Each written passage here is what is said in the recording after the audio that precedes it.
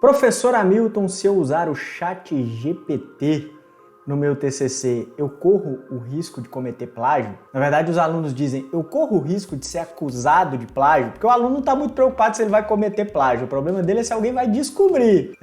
Padawan, eu sei disso, eu sei onde seu calo aperta, porque eu lido com alunos há mais de 15 anos, eu sou professor de curso de graduação, pós-graduação e orientação científica há mais de 15 anos. E nos últimos 10 anos eu ajudei mais de 45 mil alunos. Sim, números fechados recentemente, 45 mil alunos que fizeram seus trabalhos de maneira simples, rápida e sem estresse com o meu treinamento online. Mas não é disso que eu vim falar aqui para você, eu vim te dar essa resposta. TCC e ChatGPT. Pode ter plágio? Você quer a resposta simples, curta, rápida? Sim, pode. Essa é a resposta. Então quer dizer que a gente vai pegar o ChatGPT e jogar no lixo? Não dá para usar? Ele é péssimo, ele é das trevas, ele não funciona, meu orientador vai querer me matar. Aliás, eu falei antes aqui que o aluno diz, eu posso ser acusado de plágio, né? Como se plágio fosse crime, e na verdade né? Configura falsidade ideológica. Mas a grande preocupação do aluno é que o orientador, de alguma forma, invalide o trabalho em função dele ter usado um mecanismo de inteligência artificial. Então, se eu disser que usar o ChatGPT faz com que você corra o risco de cometer plágio, eu estou te dizendo para abandonar definitivamente a ferramenta? Não, meu jovem e intrépido Padawan, não precisa abandonar a ferramenta. A tecnologia está aí para ser utilizada e ela tem as suas benesses, os seus benefícios. Agora, como eu sempre digo, os resultados da aplicação de uma ferramenta dependem do nível de conhecimento do usuário. E eu vou te provar isso, porque eu vou te mostrar no ChatGPT como essas coisas funcionam. Eu vou te mostrar na ferramenta como é que isso funciona e vou te mostrar que sim, é possível acontecer plágio e que você tem que tomar certos cuidados e que você sim precisa conhecer produção científica. Não adianta você querer se livrar do trabalho. Eu vou entregar para o ChatGPT construir.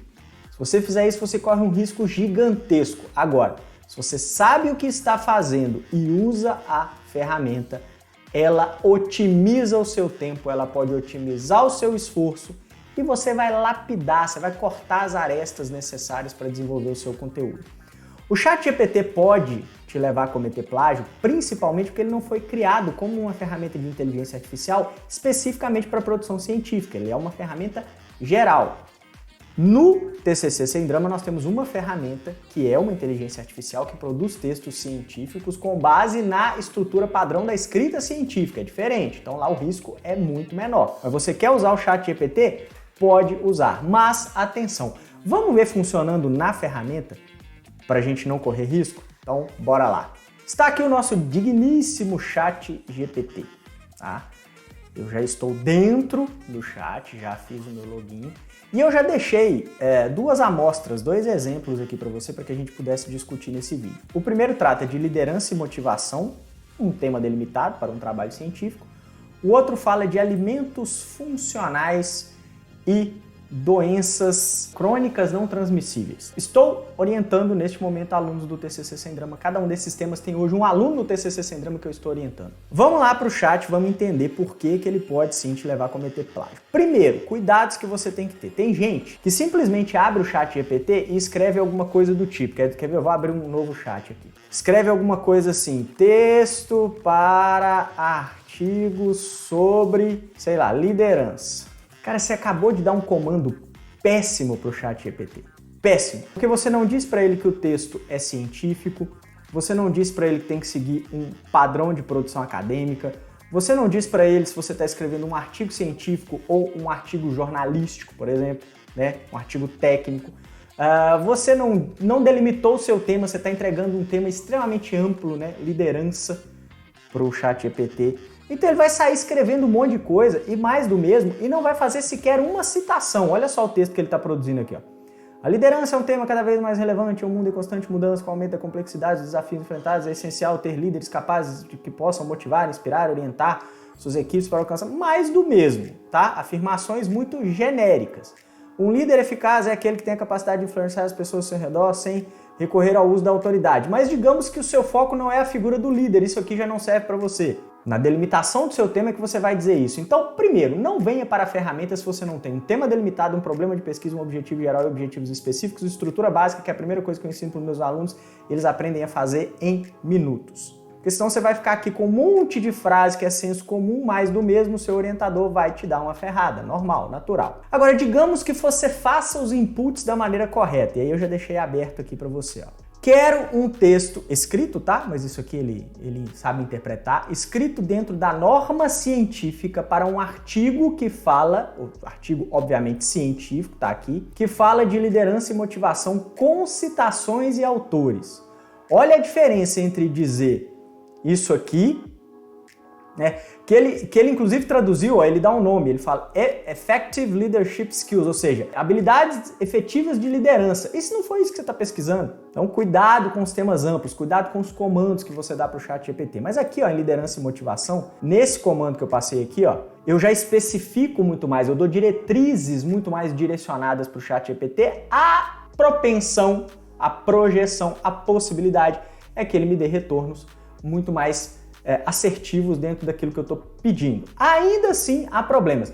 E óbvio, você pode reescrever o que eu coloquei aqui de várias outras maneiras. Quero um texto para um artigo científico que fale sobre liderança, sua relação com motivação, usando autores e citações. Você pode colocar aqui autores dos últimos 5 anos. Você pode colocar aqui número de linhas, número de parágrafos. Qualquer ajuste que você fizer aqui ajuda, mas não resolve esse probleminha que eu vou te mostrar aqui agora. Olha o texto que ele gerou aqui. Ele fez até um texto curto, porque eu não falei número de linhas, não disse número de parágrafos, desculpa, mas ok. Primeiro, ele já faz uma divisão que está errada, porque ele cria um título aqui chamado liderança. Eu não disse para ele que a estrutura do meu artigo é assim. E ele faz uma introdução de um parágrafo, fraquíssima. Se você entrega essa introdução aqui, é o início de uma coisa. Um parágrafo é o início de uma contextualização, não é uma introdução pronta, né? O aluno que não está preparado, ele pega isso aqui e fala, opa, minha introdução está pronta, vou mandar isso aqui, mas vai tomar uma ferrada meteórica. Muito cuidado.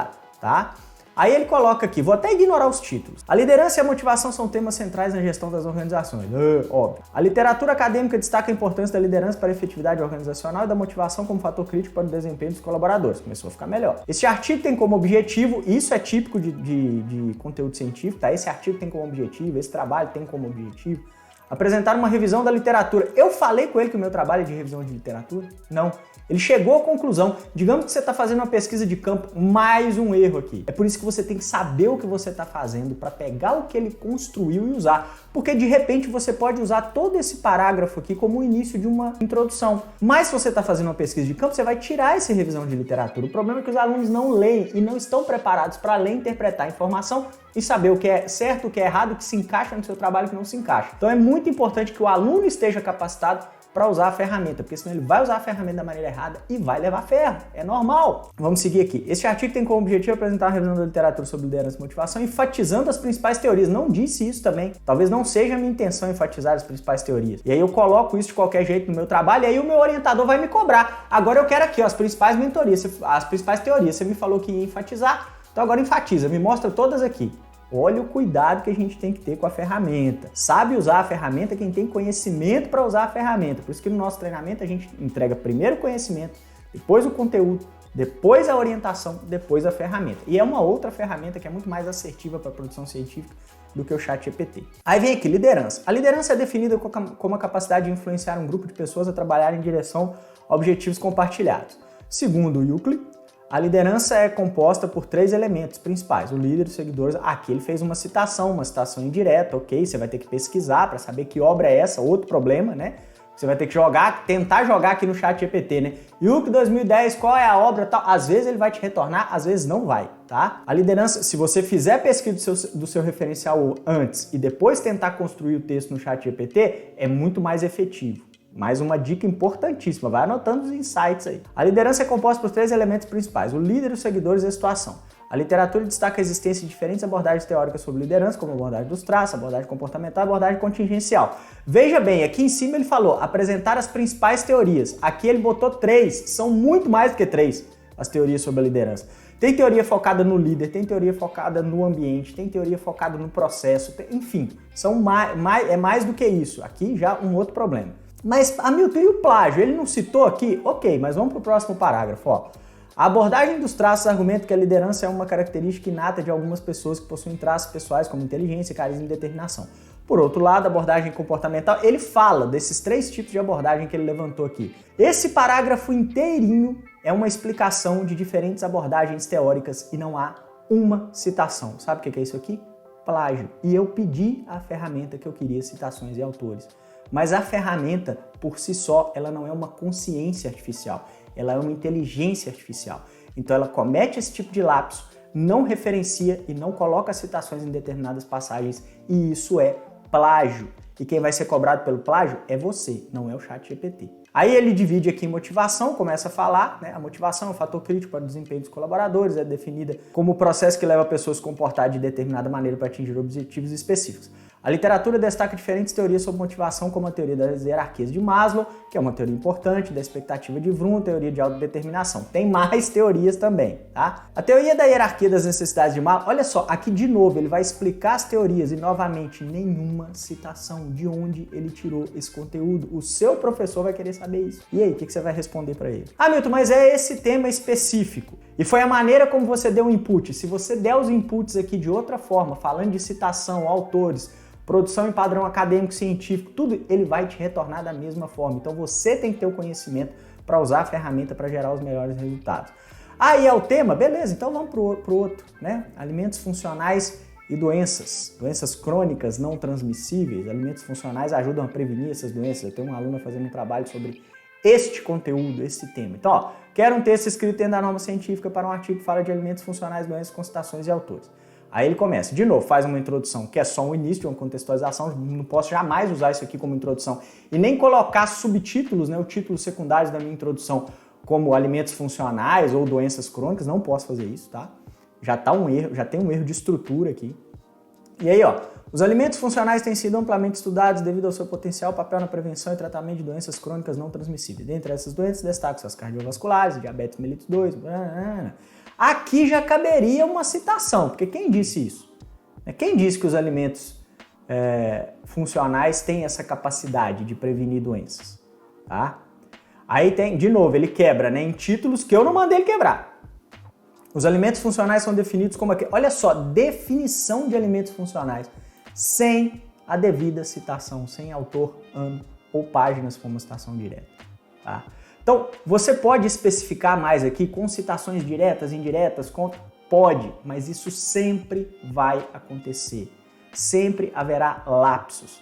Isso quer dizer que você não pode usar a ferramenta? Não use. Às vezes o que ela vai produzir de conteúdo aqui você consegue pegar, pelo menos uma parte, e utilizar no seu trabalho, mas você tem que filtrar a informação, você tem que aparar as arestas, você tem que buscar os autores e inserir naqueles locais onde a ferramenta falhou nesse processo, porque senão você será acusado de plágio, ok?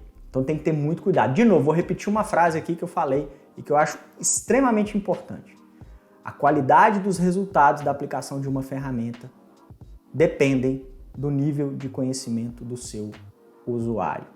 Então, utilizar o ChatGPT, né, leva a risco de cometer plágio? Sim, leva. E quem é que tem que fazer esse filtro? Outra ferramenta artificial? Um programa antiplágio? Não, até porque eles não funcionam. Mostro isso em outros vídeos aqui no canal. Eles estão baseados em premissas erradas.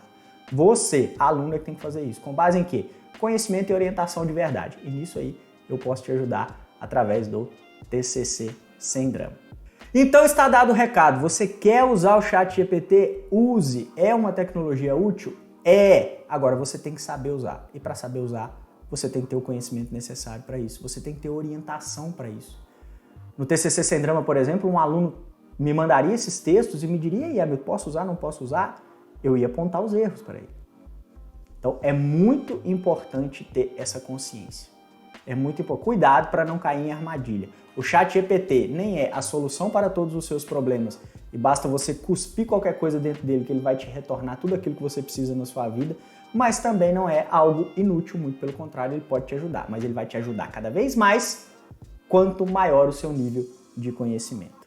É isso aí! Se você gostou desse vídeo, deixa o like, se inscreve no canal. Onde você estiver assistindo aí, certamente tem um link para você conhecer o treinamento online do TCC Sem Drama, onde você tem uma outra ferramenta muito mais poderosa do que o ChatGPT para a produção científica. tem todos os meus conteúdos exclusivos, a minha orientação e da minha equipe. A gente se vê aqui do lado dos aprovados.